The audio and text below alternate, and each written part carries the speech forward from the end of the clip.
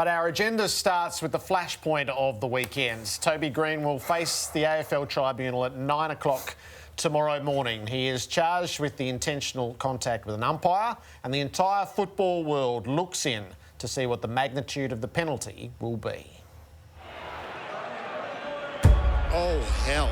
You simply can't do that. Now, do not do that to an umpire. You cannot make contact with an umpire. He had room to step around the umpire. It's the one thing you know you don't do. You don't approach umpires. This is a no-go zone. Touching umpires is a no-go zone. Seriously, I've known for 45 years. Yeah. You do not touch the umpires. Regardless of how frustrated you are, how angry you are, a decision doesn't go your way, whatever it is, you don't touch them. Yep. End of story. I don't know what it was. Yeah, just in the moment, and I certainly wouldn't even touch him. I think I was just talking to him about something in the game. Clearly, it's a talking point, but all I know is it wouldn't have been intention. Don't walk into the umpire. I mean, you can't defend that. Why would he even put himself in that situation? The only one that can tell us how forceful and how demonstrative that contact was, it's an umpire who's done it for 423 games. He's the only witness we should be listening to right now. The AFL has to come out, though, and make the strongest of statements for every competition underneath them that any touching of umpires is unacceptable. This is unequivocal now. He's made contact with the shoulder to Matt Sevic, and I think he should get multiple weeks. It's a no-go zone, and I don't think it's 1 or 2 weeks. If you bump an umpire with your shoulder, it's 4+. The one thing that you understand as a player is you do not go near umpires if you're aggressive or you've got something to talk to them about. You approach them in the most respectful way. This has been in our code for 100 years. Don't go near the umpires. Yeah. He touched the umpire. You just don't go there.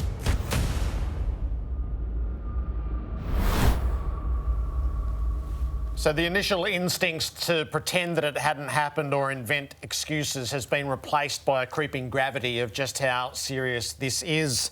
An angry and agitated player dismissively and arrogantly walking into an umpire, and it goes to decision tomorrow morning.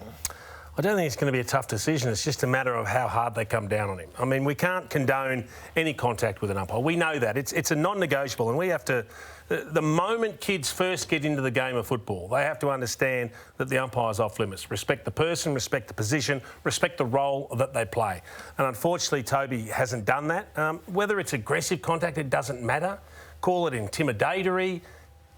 Matt Sevic's standing perfectly still. So there's only one person that has initiated the contact. Whether it's just a light brush, whatever it is, it was unnecessary. And unfortunately, one of the players that we love watching the most week in, week out, we don't get to see week in, week out because he does things like this, and it's really, really disappointing. So there are 4 descriptors: aggressive, forceful, demonstrative and disrespectful. It's at least 3 of those as a starting point for Jeff Gleeson to work with. So by tomorrow morning, the Giants have always resolutely stood with Toby Greene. Yeah. Most of the time they have made the case that he is victimised, he is treated differently to other footballers. By tomorrow morning, they need to have the clarity of thought to ensure that Greene walks into the tribunal and pleads guilty. He fully accepts the consequences of his actions and puts himself at the mercy of 3 former players who are entrusted with it.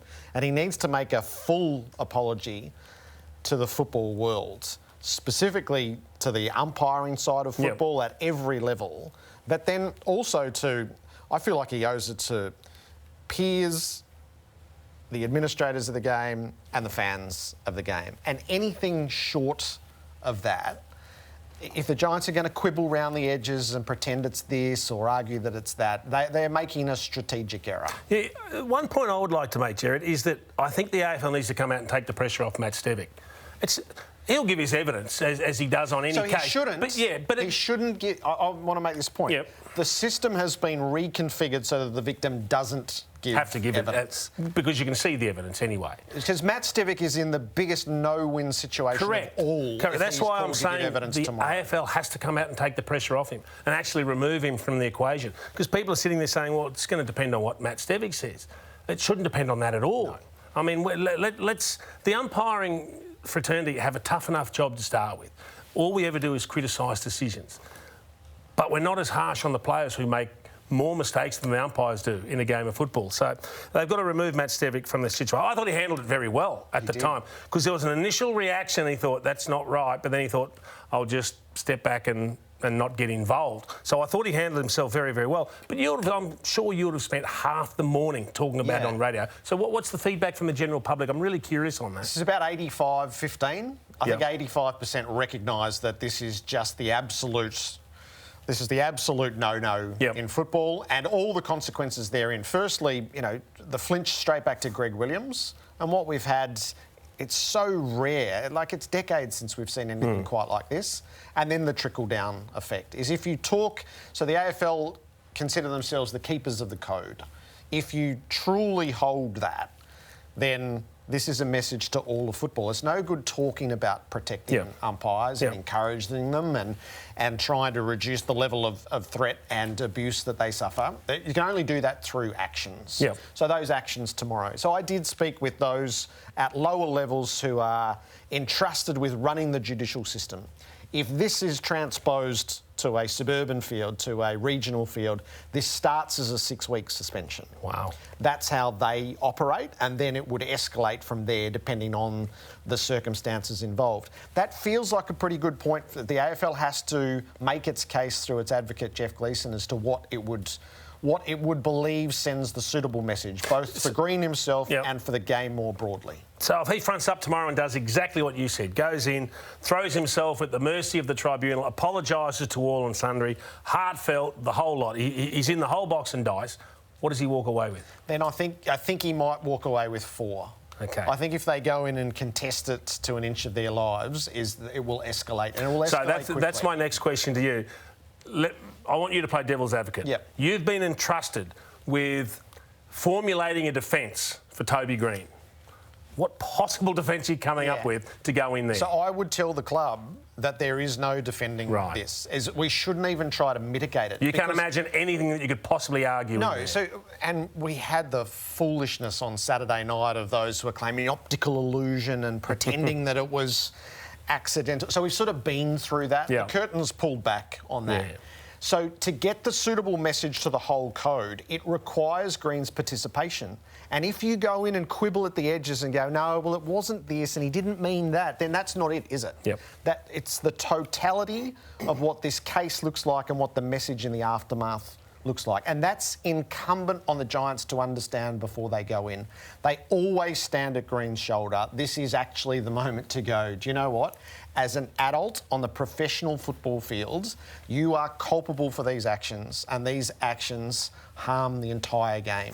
So let's front up to it. We always defend you. We defend you on karate kicks. We defend you on forearms to the throat. We defend you on everything that clawing to the face. Not this time. Unfortunately, it's become a sad state of affairs because we are forever finding ways to excuse Toby for these little brain fades, these little explosions, but they continue to pop up. And he must just have such a volatile, emotional personality that he just has no control over what he's doing. And it's unfortunate because it means he's missing a lot of football that he should be playing. And it's really going to hurt the Giants. I mean, they now front up to a final next week. Can you see any way they can win without Toby Greene playing a big role? Well, they have, as an undermanned side, they have beaten Geelong already. But it harms them. It harms their week. It harms their morale. I suspect that it played a role in that last quarter on Saturday. Only they will truly know. But there were enough who knew what was going on, and they did stop to a walk. It'd be interesting if you could sit inside the heads of some of his teammates when they see it happen. They go, is it, oh, my God, Toby's done it again, or... oh, what is he doing? We're in trouble now. You'd love to know the feel of that, wouldn't you? It'd give us some real good insight.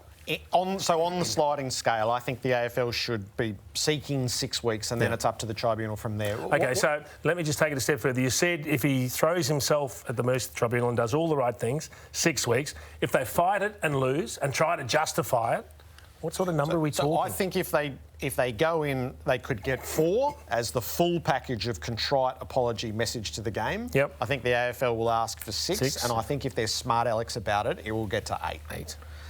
What would, in your mind, so these are sliding scales, we all have a different flinch instinct to it. What's a suitable number for you? it's changed the more I've spoken about it, Jared, because I don't want to see him miss the first month or third of the season next year.